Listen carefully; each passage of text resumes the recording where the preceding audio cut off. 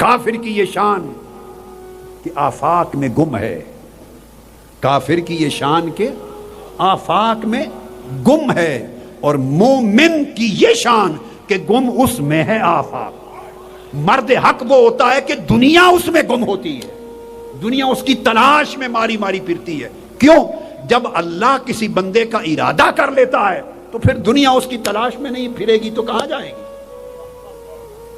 جب ہم دنیا کی تلاش میں مارے مارے پھرنے لگتے ہیں تو دنیا ہماری مراد بن جاتی ہے اور ہم دنیا کے مرید ہو جاتے ہیں۔ اب سائے کے پیچھے چلیں تو سایہ آگے آگے ہوتا ہے، آپ پیچھے چلتے ہیں، اور اسی جگہ اگر رخ بدل لیں، سائے کی طرف پشت کر کے الٹی سے مت چلنے لگ جائیں، آپ آگے چلتے ہیں، سایہ پیچھے پیچھے رہتا ہے۔ دنیا آپ کو نہیں چھوڑتی۔ اولیاء کو اللہ پاک نے الہام کیا، بندے اگر تو دنیا کی طلب میں چلے گا تو دنیا تیرے آگے بھاگے گی، اور اگر دنیا کو پشت کر کے میری طرف چلے گا تو دنیا تیرے پیچھے آئے گی۔ اب اولیاء اور عرفاء نے یہاں بیان کیا حضرت عبد الواحد بن زید۔ یہ عبد الواحد بن زید جلیل القدر تابعین میں سے ہیں، امام حسن بصری کے حلقہ میں بیٹھتے تھے اور تابعین کے دور کے اولیاء اور عارفوں میں سے تھے۔ فرماتے ہیں کہ میں ایک روز سفر پہ جا رہا تھا، اور سفر کے دوران کسی صحرا میں ایک اللہ والا ملا، اور اس نے ایک کملی اوڑھی ہوئی تھی، بالوں کا لباس تھا، کملی اوڑھی ہوئی تھی اون کا۔ میں نے انہیں سلام کیا، اس اللہ والے کو، عارف کو۔ میں نے کہا رحمک اللہ اسألک مسئلۃ، کہ اللہ کے عارف بندے ہیں، اللہ والے، میں تم سے، آپ سے ایک سوال کرنا چاہتا ہوں۔ اب جواب سنیے۔ وہ عارف جواب دیتا ہے، بیٹے پوچھ لے جو پوچھنا ہے، مگر مختصر بات کر۔ بات مختصر کرنا اس لیے کہ دن گزرے جا رہے ہیں، ہائے ہائے ہائے، دن گزرے جا رہے ہیں اور سانسوں کی گنتی ہو رہی ہے۔ واہ واہ واہ، کبھی سوچا ہم نے؟ انہوں نے کہا دن گزرے جا رہے ہیں اور سانسوں کی گنتی ہو رہی ہے، پوچھ جو پوچھنا چاہتا ہے مگر مختصر طریق سے پوچھ۔ آپ نے پوچھا، اس عبد الواحد بن زید کہتے ہیں میں نے پوچھا ما راس التقوی، تقوی کی جڑ کیا ہے یا تقوی کا کمال کیا ہے؟ راس کہتے ہیں سر کو، سر جڑ کے لیے، اصل کے لیے بھی استعمال ہوتا ہے اور سر کے لیے، کمال کے لیے بھی۔ تو پوچھا کہ تقوی کا راز کیا ہے، تقوی کا راز کیا ہے؟ قال الصبر مع اللہ، اللہ کے ساتھ صبر پہ رہنا، یہ تقوی کا اصل ہے۔ میں نے پوچھا ما راس صبر، تو پھر صبر کا راز کیا ہے، صبر کی اصل کیا ہے؟ قال التوکل علی اللہ، ہر حال میں اللہ پہ توکل رکھنا۔ پھر میں نے پوچھا توکل کا راز کیا ہے؟ فرمایا الانقطاع الی اللہ، ہر طرف سے دھیان کو کاٹ کر صرف اللہ کے دھیان پر لگ جانا، ہر دھیان کو توڑ کر کاٹ کر اللہ کے دھیان کی طرف انقطاع کر کے ہر شے سے اللہ کی طرف ہو جانا۔ تو میں نے پھر پوچھا ما الذ الاشیاء، زندگی میں، دنیا میں سب سے لذیذ ترین شے کیا ہے؟ اس دنیا میں سب سے زیادہ لذیذ شے کیا ہے، لذت والی؟ قال الانس بذکر اللہ، اللہ کے ذکر سے انس رکھنا، اس سے بڑھ کر لذت والی شے اس کائنات میں کوئی نہیں۔ میں نے پوچھا کہ پھر اطیب الاشیاء کیا ہے، سب سے زیادہ خوبصورت اور پاکیزہ شے کیا ہے سب سے زیادہ؟ فرمایا العیش مع اللہ، اللہ کے ساتھ زندگی کی راحت پانا، زندگی ایسے گزارنا کہ اللہ کی معیت میں گم رہے اور اللہ کی معیت میں رہنے میں زندگی کا مزہ لے، سفر میں ہو، حضر میں ہو، اٹھے بیٹھے جاگے سوئے چلے پھرے کھائے پیے، ساری زندگی تصور کرے کہ اللہ کی معیت میں عیش لے، اللہ کی معیت میں لذت لے۔ میں نے پوچھا کہ سب سے زیادہ قریب شے کیا ہے جو آسانی سے مل سکے؟ فرمایا اللہوق باللہ، اللہ سے ملنا، اللہ سے ملنا۔ اے بندے اللہ سے ملنا بہت قریب ہے مگر تو ملنا چاہتا نہیں ہے۔ وہ فرماتا ہے نحن اقرب الیہ من حبل الورید، ہم تیری شاہرگ سے بھی قریب ہیں۔ وہ ملنا چاہتا ہے، ہم ملنے پر تیار نہیں۔ پھر پوچھا کہ ای شیء اوجع للقلب، دل کے لیے سب سے زیادہ تکلیف دہ اذیت دینے والی تکلیف دینے والی شے کیا ہے؟ قال فراق اللہ، اللہ سے جدا رہنا. ہائے ہائے، اللہ سے جدا رہنا، اللہ کے حکم سے جدا رہنا، اللہ کے فرمان سے جدا رہنا، اللہ کے اوامر سے جدا رہنا، اللہ کی قربت طلبی سے جدا رہنا، جس راہ پر اللہ چاہتا ہے کہ تم چلتے ہوئے نظر آؤ اس سے جدا رہنا، اللہ سے جدائی اختیار کر لینا بڑی تکلیف دہ چیز ہے زندگی میں. پھر پوچھا کہ سب سے زیادہ سرور اور خوشی کس شے میں ہے؟ فرمایا حسن الظن باللہ، ہر حال میں اللہ کے ساتھ اچھی امید رکھنا، ہر حال میں اللہ کے ساتھ اچھی امید رکھنا. پوچھا قلب سلیم کیا ہے؟ مل قلب السلیم، سلامتی والا دل کیا ہے؟ فرمایا الذی لم یکن فیہ سوی اللہ، سلامتی والا دل وہ ہے جس دل میں اللہ کے سوا کچھ نہ ہو، سارا دل اللہ کے جلوے سے معمور ہو، اللہ کی محبت سے، اللہ کی قربت سے، اللہ کی رضا سے، اللہ کے دھیان میں سارا دل بھرا ہو، وہ دل قلب سلیم ہے. اور میں نے پوچھا چلتے چلتے بتا جائیں من این تاکل، آپ کھاتے کہاں سے ہیں؟ ذریعہ کیا ہے؟ فرمایا من خزائن اللہ، اللہ کے خزانوں سے کھاتا ہوں. پوچھا آپ کو پسند کیا شے ہے؟ فرمایا اللہ جو فیصلہ کرے وہی پسند ہے. ہائے ہائے ہائے، آپ کو کیا چیز پسند ہے؟ فرمایا میرا مولا جو فیصلہ کرے وہی پسند ہے. فرمایا جاتے ہوئے مجھے کوئی وصیت کر دیں جو میں زندگی میں اپنا لوں. فرمایا بیٹے اللہ کی طاعت پر عمل کرنا، اللہ کے فیصلوں پر راضی رہنا، اللہ کی یاد میں لذت لینا، اور اس طرح اللہ کے محبوب بندوں میں شامل ہو جانا. یہ ہے راز ولایت، یہ ہے راز ولایت.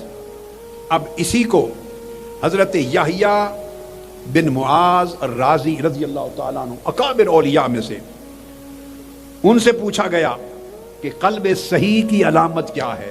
صحیح دل، صحت مند دل کی علامت کیا ہے؟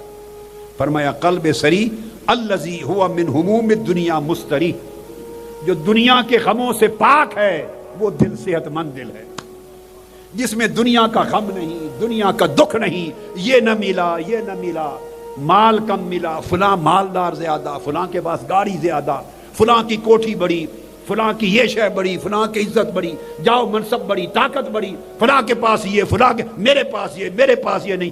یہ جو گورکھ دھندے، یہ جو لعنتیں ہیں، یہ جو مصیبتیں ہیں، یہ جو اذیتیں ہیں، جس نے انسان کے دل کو رنجوں سے، پریشانیوں سے، اذیتوں سے بھر رکھا ہے، نہ سوتے سکون ہے نہ جاگتے سکون ہی نہیں ہے، چین نہیں ہے، ہر وقت دھیان دنیا کی چیزوں کا رہتا ہے.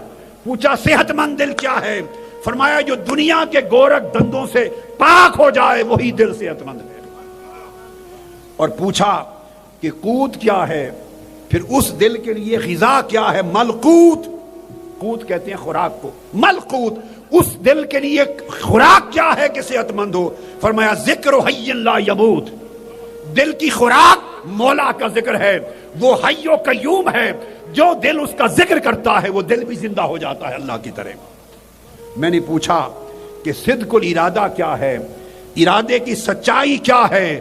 فرمایا ترک ما علیہ العادہ، اگر ارادہ چاہتے ہو تو عادت کو چھوڑ دو، اپنی عادت، روش، زندگی کی روش جو دنیا کی ہے چھوڑ دو، ارادہ سیدھا ہو جائے گا.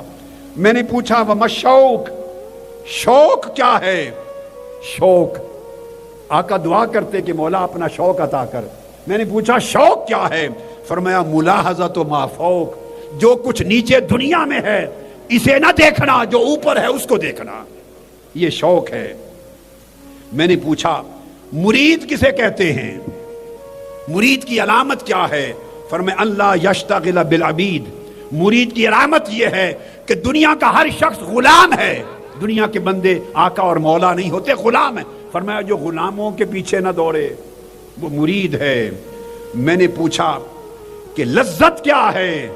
فرمایا رب سے موافقت رکھنا، رب جس حال میں رکھے اس کے ساتھ دل اور طبیعت موافق ہو جائے، رب جو فیصلہ کر دے دل اس کے موافق رہے، رب جو آپ کے لیے چاہے دل اس پر راضی ہو. فرمایا اگر آپ کی طبیعت اور اللہ رب العزت کے امر میں موافقت پیدا ہو جائے تو ساری زندگی لذت معمور ہو جاتی، زندگی کو لذت مل جاتی ہے. آپ فرماتے میں نے پوچھا آپ سے کہ غریب کون ہے؟ غریب کہتے انوکھا شخص، غریب کون ہے؟ مفلس، انوکھا اور مانا ہے غریب، مفلس محتاج، غریب آپ سمجھتے ہیں نا، مفلس کنگال۔ غریب شخص کون ہے؟ فرمایا الذی لیس لہ من حبہ نصیب، جسے مولا کی محبت کا نصیب نہیں ہے، مولا کی محبت وہی غریب ہے، اور جسے دل میں مولا کی محبت ملی ہے وہ غریب نہیں، وہ غنی ہے، مال اس کے ہاتھ میں ہو یا نہ ہو، کیونکہ اس کے دل میں مولا ہے، اس سے بڑا امیر اور غنی کوئی نہیں۔ اللہ کی محبت اس کو غنی کرتی ہے۔ میں نے پوچھا افضل الاعمال کیا ہے؟ سارے اعمال سے افضل اعمال کیا ہے؟ فرمایا ذکر اللہ علی کل حال، ہر حال میں مولا کا ذکر کرنا، ہر حال میں مولا کی یاد رکھنا سب اعمال سے افضل عمل ہے، سب اعمال سے۔ میں نے پوچھا دلوں پہ پردے آ جاتے ہیں، حجاب آ جاتے ہیں، ما حجاب القلوب، تو دلوں پر جو پردے آ جاتے ہیں اور حق نظر نہیں آتا، انوار نظر نہیں آتے، نور باطن بجھ جاتا ہے، تو دلوں کے پردے حجاب القلوب کیا ہیں؟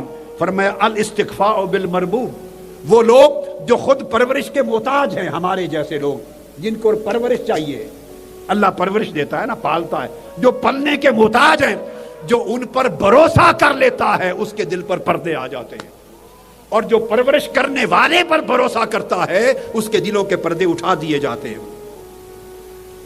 میں نے پوچھا وفا کیا ہے؟ وفا فرمایا صدق و صفا کا نام، دل دنیا کے دھیان سے خالی ہو جائے اور کدورتوں سے پاک ہو جائے، رنجشوں سے صاف ہو جائے، اس حالت کو وفا کہتے ہیں۔ پھر میں نے پوچھا کہ شریف کون ہے، یعنی عزت والا انسان کون ہوتا ہے؟ عزت والا فرمایا من آنس اللطیف، جو رب لطیف کے ساتھ محبت رکھے وہی شریف اور عزت والا ہے۔ میں نے پوچھا کہ دنیا کیا ہے؟ مد دنیا، فرمایا ما شغلک عن المولا، جو شے تجھے اللہ سے دور کر دے اس کا نام دنیا ہے، جو شے دنیا سے دور کر دے، خواہ مصلے پر کھڑے ہو، مصلہ بھی اللہ سے دور کر سکتا ہے، اگر مصلے پر کھڑے ہو اس خیال سے کہ مجھے کوئی دیکھ لے گا تو کہے گا بڑا عبادت گزار ہے، تو کھڑے مصلے پر تھے مگر مصلے والے سے دور ہو گئے، سجدے میں ہو، دھیان یہ ہے کہ لوگ عبادت گزار سمجھیں گے میری تعظیم ہوگی، سجدے نے اللہ سے دور کر دیا۔ اعمال صالحہ عبادت کر رہے ہو مگر عبادت اس لیے کہ تعظیم ہو، بڑے عبادت گزار بزرگ سمجھے جاؤ، مولا سے دور ہو گئے۔ ہر وہ عمل جو مولا سے دور کر دے، خواہ وہ عبادت کا عمل ہے یا دنیا کے معاملہ کا عمل ہے، اس کو دنیا کہتے ہیں، اور ہر وہ عمل جو مولا کے قریب کر دے وہ عبادت ہے، وہ عبادت ہے۔ حضرت ابو یزید بستامی رضی اللہ تعالیٰ عنہ سلطان العارفین فرماتے ہیں اللہ پاک کی بارگاہ میں نے عرض کیا، با یزید بستامی فرماتے ہیں یا رب کیف الوصول الیک، دل کرتا ہے کہ تیرے پاس آؤں اور تجھ سے ملوں، تجھ سے ملاقات ہو، دل چاہتا ہے تیرا وصال ہو، سونا دل چاہتا تینوں تکاں، تینوں ملا، تیرے کول باواں، کیف الوصول، کیسے ملوں، وصال کیسے ہو؟ حضرت با یزید بستامی فرماتے ہیں رب نے جواب دیا یا ابا یزید دع نفسک وتعال، نفس کو چھوڑ دے اور میرے پاس آ جا، بس رکاوٹ نفس ہے، رکاوٹ میں ہے، یہ جو نفس ہے یہ تجھے مجھ سے ملنے نہیں دیتا، اس نفس کو نکال دے، میں کو نکال دے، میں تیرے سامنے ہوں، میرے پاس آ جا، میرے پاس آ جا۔ پھر ارشاد فرمایا سیدنا عیسیٰ علیہ السلام نے، سیدنا عیسیٰ علیہ السلام نے فرمایا طوبی لرجل ذکر اللہ ولم یذکر الا اللہ، مبارک ہو اس شخص کو، مبارک ہو جس نے اللہ کو ایسا یاد کیا کہ سوائے اللہ کے کوئی یاد اس کے دل میں بچی نہیں، اسے مبارک۔ ہمارا مسئلہ یہ ہے کہ ہم بھی تسبیح کرتے ہیں مگر تسبیح دنیا کے لیے کرتے ہیں، تسبیح عزت و جاہ کے لیے کرتے ہیں، تسبیح لوگوں کے لیے مخلوق کے لیے کرتے ہیں، اللہ کے لیے تسبیح، اللہ کے لیے ذکر، اللہ کی یاد، اللہ کے لیے عبادت، اس کا مطلب یہ ہے کہ لم یذکر الا اللہ، ایسی یاد کی اللہ کی کہ کوئی غیر یاد دل میں بچی ہی نہیں۔ اور فرمایا طوبی لرجل خشی اللہ ولم یخش الا اللہ، مبارک ہو اس شخص کو جو اللہ سے ڈرا، پھر ایسا ڈرا کہ اس کے بعد کائنات میں کسی سے ڈرا نہیں. اللہ کا خوف اس کے دل میں ایسا آیا کہ کسی اور کا خوف رہا نہیں. اور فرمایا طوبی لعبد یسأل اللہ ولم یسأل الا اللہ. اور مبارک ہو اس شخص کو جس نے اللہ سے مانگا اور ایسا مانگا کہ پھر دامن کسی اور کے سامنے پھیلایا نہیں, پھر اسی کا ہو گیا. یہ جب کیفیت نصیب ہوتی ہے, یہ کیفیت, اب اس کیفیت والوں کا حال کیا ہوتا ہے؟ امام ابن سیرین بیان کرتے ہیں, یہ بھی جلیل القدر تابعی تھے. امام ابن سیرین فرماتے ہیں لو خیرت بین الجنت ورکعتین, اگر یہ حال دل کو نصیب ہو جائے کہ اللہ کی چاہت سے دل بھر جائے اور ہر چاہت دل سے نکل جائے, یہ کیفیت ہو جائے, تو فرماتے ہیں کہ اگر مجھے اختیار دے دیا جائے کہ ادھر جنت ہے اور ادھر 2 رکعتوں کا وقت ہے, یا جنت لے لو یا 2 رکعت پڑھ لو, 2 رکعت کی نماز پڑھ لو, ایک ہی شے, تو کیا کرو گے؟ فرمایا خدا کی قسم تخیرت الرکعتین, جنت نہیں چاہوں گا, 2 رکعتوں کا وقت لے لوں گا. زاویہ نگاہ بدل جاتا ہے, ترجیحات بدل جاتی ہیں, بندے کی سوچ بدل جاتی ہے, شخصیت بدل جاتی ہے. وہ جنت پہ نگاہ نہیں پڑتی جو اللہ سے جڑ جاتا ہے, جو اللہ کے عشق کی لذت لے لیتا ہے, جو اللہ کے تعلق اور وصال کے شراب کا جام پی لیتا ہے. ادھر جنت ہے, ادھر 2 رکعت نفل ہے. فرمایا جنت چھوڑ دوں گا, کہہ دوں گا مجھے 2 نفل پڑھ لینے دو. پوچھا کیوں؟ فرمایا لأن فی الرکعتین رضا اللہ والقرب منہ, اس لیے کہ 2 نفل پڑھنے میں مولا کی رضا بھی ہے, مولا کی قربت بھی ہے. جو قربت ان 2 رکعتوں میں ملے گی, میرے مولا کی رضا ملے گی, وہ جنت میں کہاں؟ اور فرمایا جنت میں نفس مشغول ہوتا ہے مرغوبات میں, باغات میں, چشموں میں, حور و قصور میں, وہاں دل حور و قصور میں لگ جاتا ہے, جنت میں دل صرف مولا کے ساتھ لگا رہتا ہے. اس میں نفس کا اشتغال ہے, اس میں اللہ کے ساتھ. یہی وجہ ہے کہ حضرت ذوالنون مصری اس زمانے کے کوئی اور ولی اللہ فرماتے ہیں, کعبۃ اللہ کے طواف میں فرماتے ہیں میں تھا, طواف کعبہ میں نے دوران طواف ایک نوجوان کو دیکھا. نوجوانوں خاص طور پہ توجہ کریں, یہی زندگی ہے بدلنے کی. یہ اب یہ زندگی ڈھل جائے گی, پھر وقت نہیں آئے گا, بدل لو اپنے آپ کو, سمجھ جاؤ, پہچان لو کہ رب کے تعلق اور دنیا کی چاہت اور غلامی میں کتنا فرق ہے. آلہ لو, ادنا سودا چھوڑ دو. فرماتے ہیں کہ ایک جوان کو دیکھا میں نے طواف کر رہا ہے, اس کی حالت بڑی خراب تھی, کپڑے پھٹے ہوئے تھے, چہرے کا رنگ زرد تھا, پریشان حال تھا. میں نے سمجھا کئی دنوں سے بھوک ہے, فاقہ ہے, اور کپڑوں کا حال دیکھ کے اندازہ کیا بڑی غربت ہے. مجھے اس پر ترس آ گیا. میرے پاس 100 دینار تھے میرے پاس. میں نے 100 دینار جیب سے نکالے اور طواف میں چپکے تیزی سے اس کے ساتھ ملا تاکہ کوئی نہ دیکھے, اور اس کے ساتھ ہو کر اس کے ہاتھ میں 100 دینار پکڑانے کی کوشش کی. ایسے اس نے میرا ہاتھ جھٹک دیا, پھر 100 دینار آگے بڑھ کے پکڑانے کی کوشش کی, پھر جھٹک دیا. میں اس کو پکڑاؤں وہ جھٹک دے. بالآخر میں نے کہا کہ میرے محبوب جوان بیٹے, میں نے آپ کی حالت سے اندازہ کیا کہ آپ کو پریشانی ہے, میرے پاس یہ کچھ ہے, 100 دینار لے لے, اپنی کچھ حاجتیں ضرورتیں پوری کر لینا. وہ جوان رک گیا اور مجھے دیکھ کے کہتا یا شیخ, یہ ذوالنون مصری ہیں کہنے والے, اندازہ کر. کہتے یا شیخ ہذہ حالۃ لا اضیئھا بالجنۃ وما فیھا وہی دار الجلال ومعدن البقاء وکیف ابیئھا بثمن بخس من دار الغرور والفنا. مجھے 100 دینار دے کر میرے اس حال کو آپ بدلنا چاہتے ہیں؟ یہ حال بڑی مشکل سے میں نے مولا سے لیا ہے. خدا کی عزت کی قسم, اگر ساری جنت اور جنت کی ساری نعمتیں دے دی جائیں اور یہ حالت لے لی جائے تو یہ سودا بھی نہیں کروں گا جنت کے عوض. تو آپ تو 4 دینار دے کر 100 دینار دنیا کے دے کے میرے حال کو بدلنا چاہتے ہیں. اس حال میں جو مجھے لذت ہے کہ میرے مولا کے ساتھ ہمہ وقت ایک تعلق قائم رہتا ہے, اور میں اس تعلق میں جو لذت میں مسرور رہتا ہوں وہ میں نہیں بیچنے لگا ان پیسوں کے ساتھ. حضرت ابو موسیٰ الدیبلی فرماتے ہیں, یہ پہلے زمانوں میں کراچی اور بلوچستان کے ساتھ ملتی سرحد کو دیبل کہتے تھے, حضرت بايزيد بسطامی، ایران میں بسطام گاؤں ہے، قریب پڑتا تھا. حضرت بايزيد بسطامی کے مرید تھے حضرت ابو موسیٰ الدیبلی. وہ روایت کرتے ہیں کہ ہم نے سنا بسطام کے اولیاء میں سے ایک ولی اللہ سے، اکابر اولیاء سے، وہ فرما رہے تھے رأیت فی منامی کأن اللہ تعالی یقول، کہتے ہیں میں نے سنا بسطام کے ایک بڑے ولی اللہ سے، وہ کہہ رہے تھے کہ میں نے خواب دیکھا اور خواب میں زیارت کی اللہ رب العزت کی، اور میں نے خواب میں سنا گویا اللہ رب العزت فرما رہا ہے ہم سب کو، اولیاء صالحین نیک لوگوں کو فرما رہا ہے کلکم تطلبون منی غیر ابی یزید، تم سارے مجھ سے طلب کرتے ہو، تم سارے مجھ سے طلب کرتے ہو، مجھ سے مانگتے ہو سوائے ابو یزید بسطامی کے.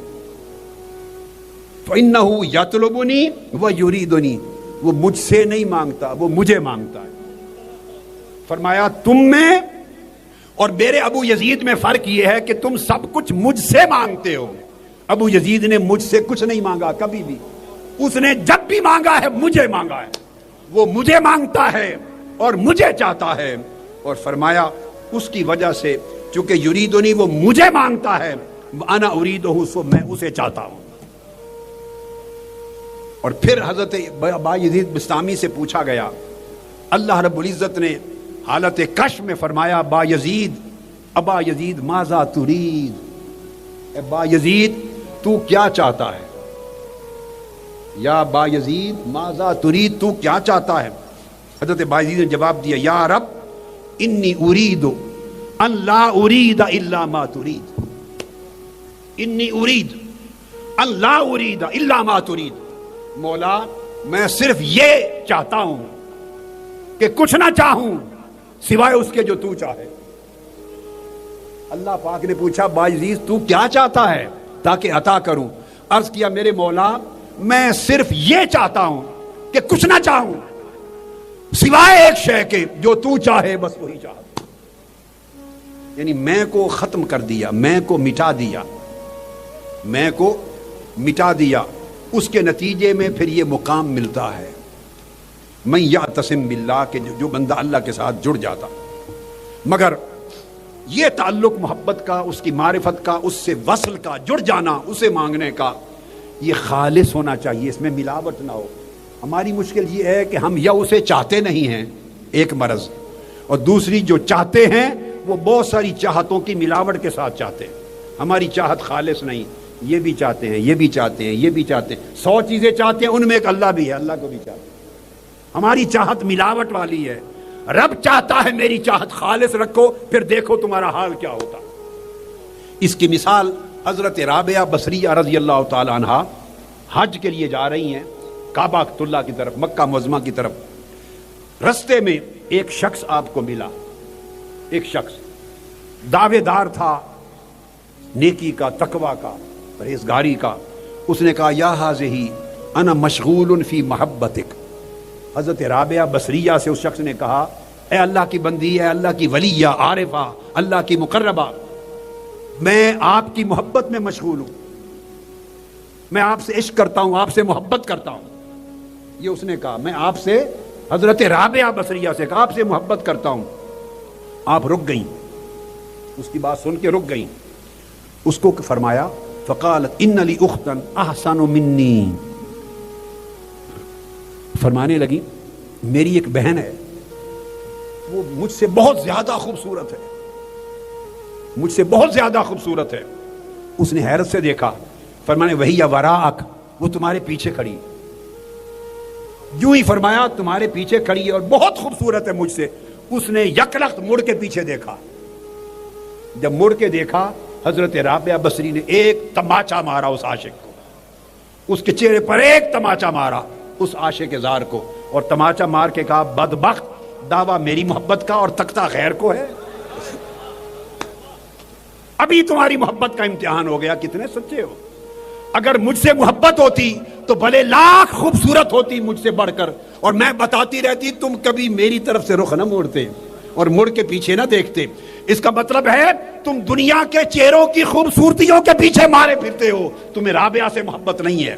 انہوں نے اپنے سر کو پیٹا, خاک ڈالی اور کہا میں نے ایک مخلوق میں کسی کی محبت کا دعویٰ کیا, مخلوق میں, اور مڑ کے غیر کو دیکھا تو مجھے تماچا لگا, اور کتنا بدبخت ہوگا رب کی محبت کا دعویٰ کروں اور تختہ کسی اور کو پھروں. تو لوگوں, طلب میں بھی خالص بنو, اللہ کی یاد میں بھی خالص بنو, اور اللہ کی محبت اور معرفت میں بھی خالص بنو. پھر دیکھو زندگی کے لطف ہی کچھ اور ہوں گے, زندگی کے مزے ہی کچھ اور ہوں گے. ہم نے خدا کی قسم چکھا نہیں ہے. حضور غوث پاک رضی اللہ تعالیٰ عنہ کے کلام کا پہلا مصرع ہے, سقان الحب کاسات الوصال فقلت لخمرتی نحوی تعالی, میں نے وصال کی شراب کا جام پی لیا, میری محبت نے مجھے وصال کا جام پلا دیا. اور اس نے کہا اور میری طرف بڑھتا. تو محبت کا جام وصال پیو, ایسا کہ غیر کی نہ طلب رہے نہ چاہت رہے, حتیٰ کہ غیر کی نہ یاد رہے نہ نام و نشان رہے. دل اگر اس طرح معمور ہو جائے رب کی محبت سے, اس کی قربت سے, اس کی رضا سے, اس کی طلب سے, اس کے ارادے سے, پھر کوئی مختلف بندہ ہوگا. یہ جو لوگ مزاروں میں سوئے ہیں وہ ایسے ہوتے تھے. ہائے ہائے ہائے, یہ جن کے مزار جگمگ کر رہے ہیں, حضور قدوۃ الاولیاء کو دیکھو, حضور داتا گنج بخش علی حجویری کو دیکھو, حضور خواجہ اجمیر کو دیکھو, بابا فرید الدین گنج شکر کو دیکھو, خواجہ غلام فرید کو دیکھو.